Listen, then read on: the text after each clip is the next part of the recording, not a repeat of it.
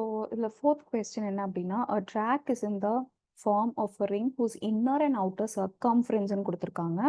So அவங்க inner and outer ரேடியஸோ டயாமீட்டரும் அவங்க கொடுக்கலாம். அவங்க சர்க்கம்ஃபரன்ஸ் டைரெக்டாகவே கொடுத்துட்டாங்க. ஸோ ஃபர்ஸ்ட் வந்து இன்னர் சர்க்கம்ஃபரன்ஸ் வந்து 88 மீட்டர் அண்ட் அவுட்டர் சர்க்கம்ஃபரன்ஸோட வேல்யூ வந்து 132 மீட்டர். ஸோ இதை வச்சு நம்ம எப்படி என்ன கண்டுபிடிக்கலாம் அப்படின்னா ரேடியஸ் கண்டுபிடிச்சிடலாம் இல்லையா?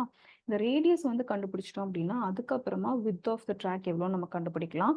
ஸோ ஃபர்ஸ்ட் அவுட்டர் சர்க்கம்ஃபரன்ஸ் வந்து 132 மீட்டர். ஸோ அதுலேருந்து ரேடியஸ் கண்டுபிடிக்கணும். நம்ம ஃபார்முலா என்னது? Radius is equal to circumference by 2π. சர்க்கம்ஃபரன்ஸோட value 132 metre divided by 2 into பையோட வேல்யூ 22/7. இப்போ அடுத்த ஸ்டெப்பில் அந்த 7 மேலே போகும்போது 132 இன்டூ 7 பை அந்த 2 இன்டூ 22 நான் 44 மல்டிப்ளை பண்ணிக்கிறேன். வேணும்னா மல்டிப்ளை பண்ணிக்கலாம், இல்லாட்டி டைரெக்டாக கூட கேன்சல் பண்ணிக்கலாம். ஸோ 3 இன்டூ 7 நமக்கு 21 மீட்டர்னு அவுட்டர் சர்க்கிளோட ரேடியஸ் கண்டுபிடிச்சிடலாம். அடுத்து வந்து இன்னர் சர்க்கம்ஃபரன்ஸ் 88 மீட்டர்னு கொடுத்துருக்காங்க. ஸோ அதே மாதிரி r is equal to c by 2π which is equal to 88ங்கிறது சர்க்கம்ஃபரன்ஸ் டிவைடட் பை 2 இன்டூ 22/7. பையோட வேல்யூ 22/7. அதே மாதிரி அடுத்த ஸ்டெப்பில் 7 மேலே போயிடும். So 88 into 7 divided by 44. So cancel எல்லாம் பண்ணிவிட்டு r is equal to 14 மீட்டர்னு கிடைக்கும். இப்போ எப்படி நம்ம வந்து வித் கால்குலேட் பண்ணுறது? ரெண்டு ரேடியஸை வந்து சப்ட்ராக்ட் பண்ணிட்டோம் அப்படின்னா நமக்கு வந்து வித் கிடைச்சிரும். So capital R minus small r is equal to 21 minus 14 which is equal to 7 metre. So இப்படி தான் வந்து வித் வந்து நம்ம கால்குலேட் பண்ணுவோம். அடுத்த ப்ராப்ளம் பார்ப்போம். ஃபிஃப்த் ப்ராப்ளம் என்ன கொடுத்துருக்காங்க அப்படின்னா find the cost of polishing a circular room whose polishing அப்படின்னாலே ஆட்டோமேட்டிக்காக நம்ம என்ன கண்டுபிடிப்போம் அப்படின்னா ஏரியா தான் கண்டுபிடிப்போம். Okay, so area of circular room first என்னன்னு கண்டுபிடிக்கிறதுக்கு ஏரியா ஆஃப் சர்க்குலர் ரூம்னா நமக்கு ஃபார்முலா என்னது? πr² ஸ்கொயர் யூனிட்ஸ் இல்லையா? So πr² square units. இப்போ நம்ம ஃபர்ஸ்ட் அதுக்கு ரேடியஸ் வேணும். ஆனால் இந்த ப்ராப்ளம்ல என்ன பண்ணியிருக்காங்க? டயாமீட்டர் வந்து 14 மீட்டர்னு கொடுத்துருக்கிறதுனால நம்ம அந்த டயாமீட்டர் ரேடியஸாக மாற்றணும். அப்போ டயாமீட்டர் இஸ் ஈக்குவல் டு 14 மீட்டர்னா ரேடியஸ் வந்து half of டயாமீட்டர்னால 14 divided by 2 which is equal to 7 metre. So 22/7 into 7 into 7. So என்னெல்லாம் கேன்சல் பண்ணோம்னா கேன்சல் பண்ண முடிஞ்சிட்டு 22 இன்டூ 7 நம்ம மல்டிப்ளை பண்ணும்போது 154 மீட்டர் கிடைக்கும். அடுத்து என்ன கேட்குறாங்க? If cost of polishing if the rate of polishing is 125 metre per metre square அப்படின்னா டோட்டல் காஸ்ட் ஆஃப் பாலிஷிங் என்னன்னு கேட்குறாங்க. So just simple it's area into அந்த கொடுத்துருக்கிற ரேட்டு. ஸோ 154 இன்டூ 125 மல்டிப்ளை பண்ணும்போது ரிமெம்பர் ஆன்சர் வந்து காஸ்ட்ல இருக்கும், ருபீஸ்ல இருக்கும். ஸோ ருபீஸ் சிம்பிள் மறக்காம போட்டுருங்க. நெக்ஸ்ட் கொஸ்டின், சிக்ஸ்த் ப்ராப்ளம் பாருங்க. சில்வர் வயர் ஃபார் எக்ஸாம்பிள் நம்ம இப்படி ஒரு வயர் எடுத்துக்கிறோம். ஓகேயா? இந்த வயர் என்ன பண்றாங்க அப்படின்னா silver wire is bent in the form of a square. So இந்த வயரே நான் என்ன பண்ணி இப்படி இருக்கிற வயரை நான் என்ன பண்றேன்? பெண்ட் பண்ணி இது ஒரு ஸ்கொயர் ஷேப்புக்கு நான் மாத்திட்டேன். ஓகே, ஸ்கொயர் ஷேப்புக்கு மாத்திரம் என்க்ளோசஸ் அண்ட் ஏரியா 484. அப்போ மொத்தமா இந்த ஏரியாவோட இந்த ஸ்கொயரோட ஏரியா எவ்வளோன்னு கொடுத்துருக்காங்க? 484 ஸ்கொயர் மீட்டர்னு கொடுத்துருக்காங்க. ஓகே, ஃபர்ஸ்ட் முதல்ல இந்த சைடு எவ்வளோ, பெரிமீட்டர் எவ்வளோ என்னன்னு நம்ம கால்குலேட் பண்ணிக்கலாம். ஸோ வெறும் ஏரியா ஆஃப் ஸ்கொயர் 484 சென்டிமீட்டர் ஸ்கொயரை வச்சுட்டு நம்ம ஏரியா ஆஃப் ஸ்கொயர் என்ன தெரியும்? சைடு இன்டூ சைடுன்னு தெரியும்.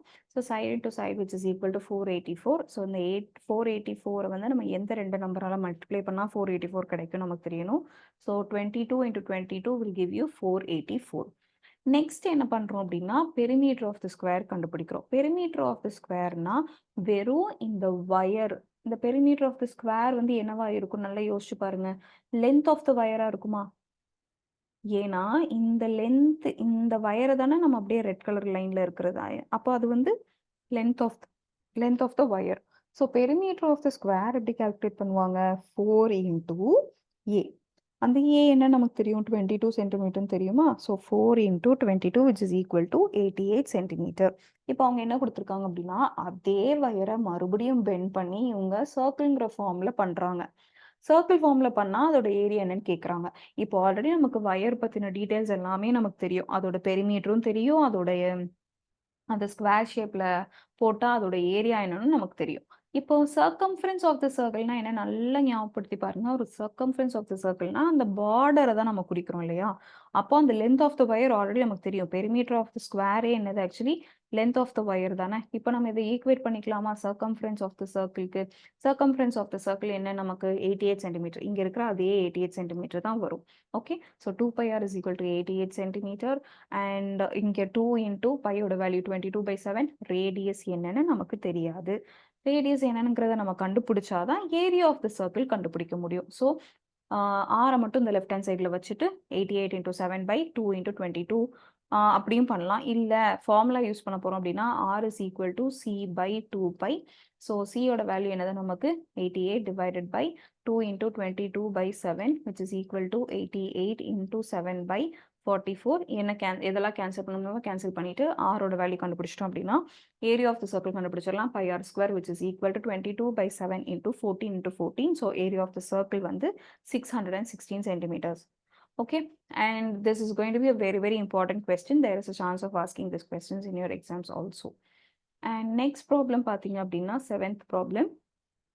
என்ன கொடுத்துருக்காங்க அப்படின்னா இதே மாதிரி தான் வயர் ப்ராப்ளம் மாதிரியே தான். Wire of length 44 centimetre. இப்போ இது மொத்தமா வந்து ஒரு வயர்னு வச்சுக்கலாம். ஓகேயா, இதோட மொத்த லென்த் என்னன்னு கொடுத்துட்டாங்க 44 சென்டிமீட்டர் அவங்க கொடுத்ததுனால it is bent in the form of a சர்க்கிள்னு கொடுத்துருக்காங்க. அப்போ ஆட்டோமேட்டிக்கா இது ஒரு சர்க்கிளா நான் மாற்றும் போது இது என்னவா மாறும், சர்க்கிளோட சர்க்கம்ஃபரன்ஸா மாறிடுமா. அப்ப அதுல இருந்து நம்ம ரேடியஸ் கண்டுபிடிச்சிடலாமா. ரேடியஸும் ஏரியாவும் கேட்டிருக்காங்க. ரேடியஸ் கண்டுபிடிச்சிட்டோம்னா ஆட்டோமேட்டிக்கா ஏரியாவும் கண்டுபிடிச்சிடலாம். ஓகே, அந்த வயரை சர்க்கிள் ஃபார்ம்ல பெண்ட் பண்ணிட்டாங்க. Length of the wire 44 centimetre கொடுத்ததுனால ஆட்டோமேட்டிக்கா சர்க்கம்ஃபரன்ஸ் ஆஃப் த சர்க்கிளும் என்னவா இருக்கும் 44. இப்போ ஆரோட ஃபார்ம்ல என்னது C/2π. அப்போ நீங்க அதை சப்ஸ்டியூட் பண்ணி ஆரோட வேல்யூ 7 சென்டிமீட்டர் கண்டுபிடிச்ச பிறகு ஏரியா ஆஃப் த சர்க்கிள்ல கொண்டு போய் சப்ஸ்டியூட் பண்றீங்க. ஏரியா ஆஃப் த சர்க்கிள் என்ன ஃபார்முலா என்ன πr². So π is equal to 22/7. unless and until அவங்க take 3.14 கொடுக்குற வரைக்கும் நம்ம வந்து பையோட வேல்யூ 22/7 எடுத்துக்கலாம். ஸோ பையோட வேல்யூ 22/7 into ஆரோட வேல்யூ வந்து 7 into 7 which is equal to 154 centimeter square. இப்போ மறுபடியும் என்ன பண்றாங்களா, அதே வயரை திரும்ப ஸ்கொயர் ஷேப்ல பெண்ட் பண்றாங்க. அப்போ ஆட்டோமேட்டிக்கா பெரிமீட்டர் ஆஃப் த ஸ்கொயரும் என்னவா இருக்கும் 44 சென்டிமீட்டரா இருக்குமா. அப்போ அதை வச்சு நம்ம சைட் கண்டுபிடிச்சிடலாமா, ஏரியா கண்டுபிடிச்சிடலாமா. சைட் கண்டுபிடிச்சா ஏரியா கண்டுபிடிக்கலாம். So automatically perimeter of the square is equal to 44 centimeter. Perimeter of the square oda formula 4 into s which is equal to 44. In the side மட்டும் கண்டுபிடிக்கணும்னா side மட்டும் left hand sideல வச்சிட்டு area அந்த perimeter வந்து 44 divided by 4 பண்ணனா side ஓட value 11 centimeter கிடைச்சிரும். இப்போ 11 centimeterங்கிறது side of the square. Area எப்படி கண்டுபிடிப்பாங்க s into s. அதாவது 11 into 11 which is equal to 121 centimeter square. இப்போ என்ன கேக்குறாங்கன்னா which figure encloses more area? சர்க்கிளா ஸ்கொயரா அப்படின்னு கேட்குறாங்க. ஸோ சர்க்கிள் தான் அதிகமாக வந்து ஏரியா ஆக்கியபை பண்ணியிருக்கு. ஸோ இந்த சர்க்கிள் தான் அதிகமாக ஏரியா ஆக்கியபை பண்ணியிருக்கு. வேற ஸ்கொயர் வந்து it is just 121 centimetre square. Yes, next problem பார்க்கலாம். 8th ப்ராப்ளம் ரொம்ப ஈஸி தான். ஃபர்ஸ்ட் என்ன கொடுத்துருக்காங்க அப்படின்னா 6 circles of radius 2 centimetre each.